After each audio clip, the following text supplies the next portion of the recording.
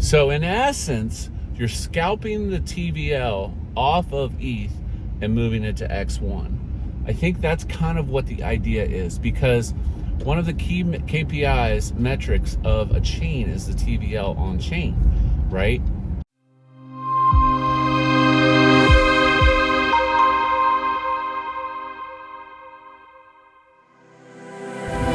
Cryptoslo with more crypto gains. What's going on, guys? Today we're going to talk about X1 and whether or not I think it's a good idea. Is it necessary for Zen's success? Is it a vertical scale of Zen? Let's talk a little bit about X1. First and foremost, the basics.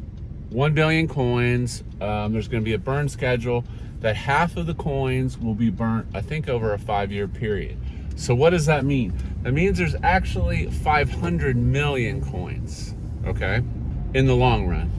Number one. Number two, this will be VC backed. Jack made that clear in his AMA. He's doing everything legit. It's going to be accredited investors. And then people are like, no, VCs for it. Well, before you do that, he assures they won't dump on your head, but you know, I mean, he'll have an unlock schedule, obviously. But the reality is running a chain, a full-blown chain, costs money. No different than Vitalik. You have to have a foundation per se to make sure the nodes are updated, to, you know, just keep it running. It costs money. So the VCs will get a chunk of the coins. So now we have less than 500 million. Then there'll be an airdrop to NFT holders. That, the very hot specifics of that have not been discussed. But I mean, I see people arguing over the coins on the test net. I'm just like, dude, there's going to be 500 million coins. You get one coin for a collector. Well, that was the test net scenario. But supposedly the network goes live test net, I think February 1st.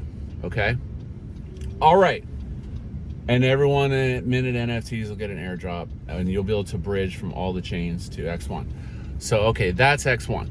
It's going to be cheap to do transactions on. We know that. So here's the questions. Here's some thought process. Will there be Zen minted on X1? I don't think so, but I don't know 100% sure. But X1 is the gas token. It is the chain. It's X1 chain.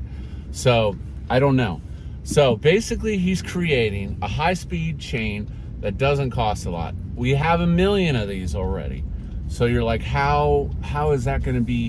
Why is that necessary? Well, here's my thesis.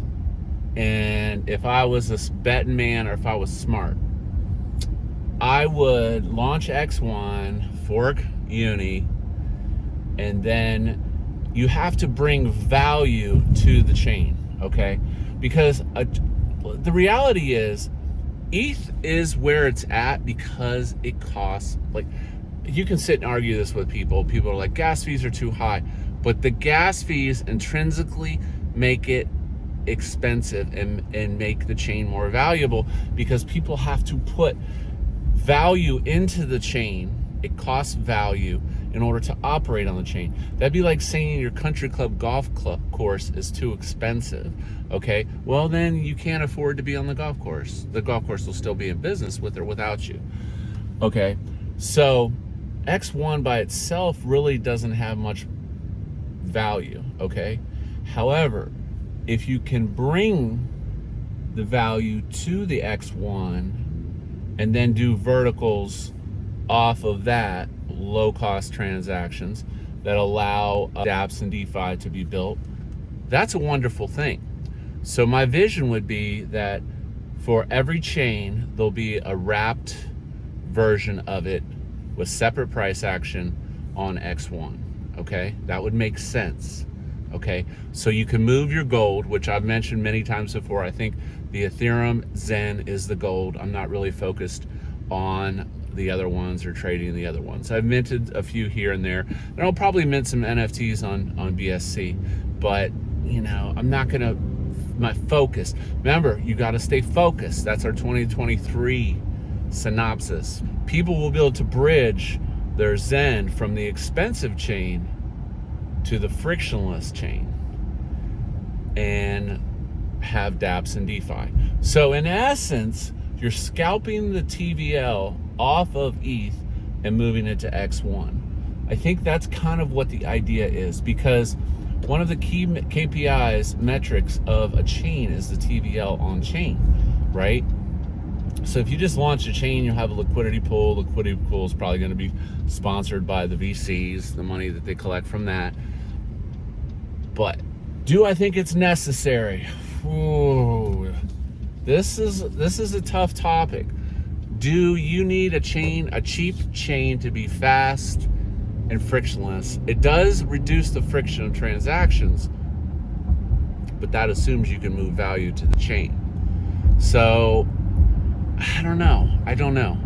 I mean, I'm on both sides. I can see where it would add value to Zen, because then it would allow people from every single chain to move the value that they've created on those chains, scalp all the TVL and move it to the X1 chain.